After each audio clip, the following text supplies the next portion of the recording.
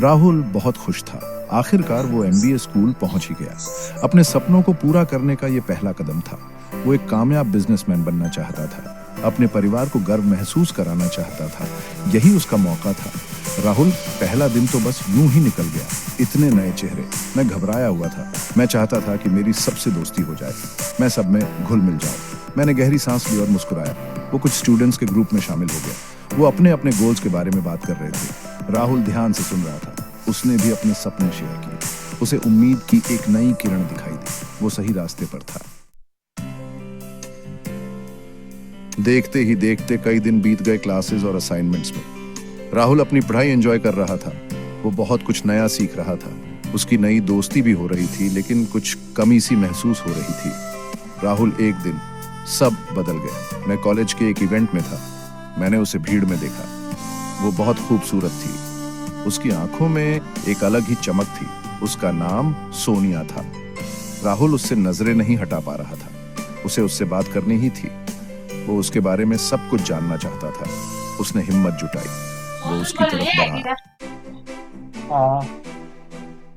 उसकी आवाज थोड़ी लड़खड़ा रही थी। सोनिया मुस्कुराई। उसकी मुस्कान ने उसके चेहरे को और भी खिल उठाया। उस दिन उन्होंने घंटों बातें की। राहुल उस पर मोहित हो गया। उसने आज तक ऐसी लड़की नहीं देखी थी। कॉलेज लाइफ एक्टिविटीज से भरी हुई थी। स्टूडेंट काउंसिल के चुनाव आ रहे थे। राहुल ने इवेंट फॉर्म मेंबर के लिए चुनाव लड़ने का फैसला किया।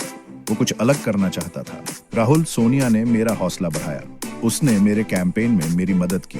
हमने साथ में घंटों बिताए, हंसी मजाक और प्लानिंग करते हुए। मुझे एहसास हुआ कि मैं उससे प्यार करने लगा हूँ। मुझे उसे अपने दिल की बात बतानी थी। चुनाव के नतीजे आ गए। राहुल जीत गया था। वो खुशी से फूला नहीं समा रहा था। उसने भीड़ में सोनिया को ढूंढा। वो उसके साथ अपनी जीत का जश्न मनाना चाहता था, लेकिन वो वहां नहीं थी। राहुल, मेरा दिल टूट गया। मैंने अपना मौका गंवा दिया था। मैं अपने कमरे में वापस चला गया। मेरा दिल भारी था।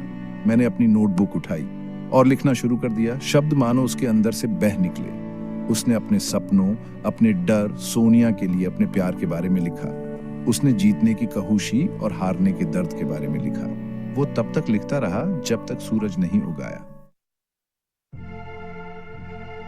राहुल वीकेंड पर घर गया। उसने अपने पिता को अपनी लिखी हुई चीजें दिखाई। पापा, मैं स्क्रिप्ट राइटर बनना चाहता हूँ। उसके पिता मुस्कुराए। राहुल, तुम्हारे पास एक खास हुनर है, लेकिन एक आर्टिस्ट का रास्ता आसान नहीं होता। इसके लिए लगन, मेहनत और त्याग की जरूरत होती है। क्या तुम वाकई यही करना चाहते हो? राहुल ने सोनिया के बारे में सोचा। उसने उस खुशी के बारे में सोचा जो उसे लिखने से मिलती थी। हाँ पापा, यही मेरी मंजिल है। कॉलेज वापस आकर राहुल ने सोनिया को अपने फैसले के बारे में बताया। वो उसके रिएक्शन से हैरान रह गया। वो गुस्से में थी। राहुल, तुम अपना भविष्य बर्बाद कर रहे हो। तुम्हें बिजनेसमैन बनना है, कोई स्ट्रगलिंग राइटर नहीं। राहुल कंफ्यूज्ड था। उसने सोचा था कि सोनिया उसे समझेगी। उसने अपनी भावनाओं को समझाने की कोशिश की, लेकिन उसने एक न सुनी। वो गुस्से में वहां से चली गई, राहुल को अकेला और हार्ट ब्रोकन छोड़कर। राहुल समझ नहीं पा रहा था कि वो क्या करे। उसने उस लड़की को खो दिया था जिससे वो प्यार करता था। वो खुद को खोया हुआ और अकेला महसूस कर रहा था। उसने खुद को अपने कमरे में बंद कर लिया और बाहर आने से इनकार कर दिया। वो बस लिखना चाहता था। सेक्शन 7, पहली स्क्रिप्ट। दिन हफ्तों में बदलते गए। मैंने दिन रात एक कर दिया। उसने अपनी सारी भावनाओं को अपनी स्क्रिप्ट में उड़ेल दिया। उसने प्यार, बिछड़न और दुनिया में अपनी जगह बनाने के संघर्ष के बारे में लिखा। उसने सोनिया के बारे में लिखा। आखिरकार उसने अपनी पहली स्क्रिप्ट पूरी कर ली। मैंने इसका नाम द विस्परिंग फॉरेस्ट रखा। ये एक ऐसे नौजवान की कहानी थी जो कहानी कहने की ताकत से अपनी आवाज ढूंढता है। वो जानता था कि उसे ये किसी को दिखानी होगी। उसने सोनिया के बारे में सोचा। वो उसे बहुत याद करता था। वो अपनी कामयाबी को उसके साथ शेयर करना चाहता था। वो जानता था कि वो सही थी। उसे खुद को साबित करना था। उसे सोनिया को दिखाना था कि वो एक कामयाब राइटर बन सकता है। सेक्शन 8, मददगार हाथ। राहुल ने अपनी स्क्रिप्ट कई प्रोडक्शन हाउसेस को भेजी।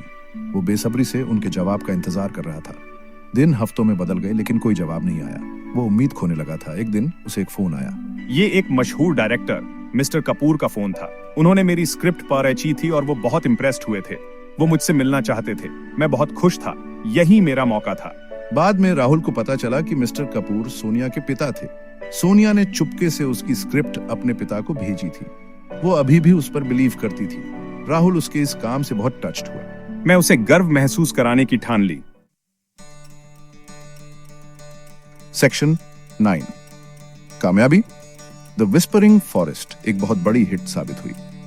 इसने कई अवार्ड्स जीते और क्रिटिक्स ने भी इसकी तारीफ की। राहुल दुनिया की नजर में कामयाब हो गया था। उसने अपने सपने को हासिल कर लिया था।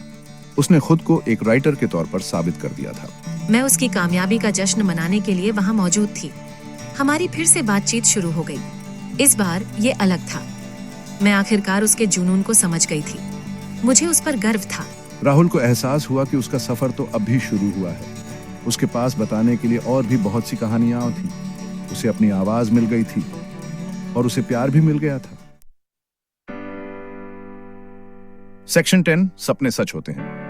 साल बीतते गए। राहुल एक कामयाब स्क्रीन राइटर बन गया। उसने फिल्मों और टेलीविजन के लिए लिखा।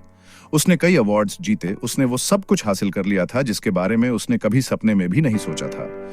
उसने अपनी ड्रीम कार खरीदी, एक शानदार लाल रंग की स्पोर्ट्स कार। उसके माता पिता बहुत खुश थे। उसने उन्हें गर्व महसूस कराया था। लेकिन सबसे जरूरी बात, उसे सच्चा प्यार मिल गया था। सोनिया और मेरी शादी एक खूबसूरत समारोह में हुई। हम अपने परिवार और दोस्तों से घिरे हुए थे। जैसे ही मैंने सोनिया की आंखों में देखा, मुझे पता चल गया कि मैं दुनिया का सबसे खुशनसीब इंसान हूं। मैंने अपने सपनों को हासिल कर लिया था और मैंने ये सब सोनिया को अपने साथ पाकर किया था। उसने सीखा था कि कड़ी मेहनत, लगन और प्यार से कुछ भी संभव है।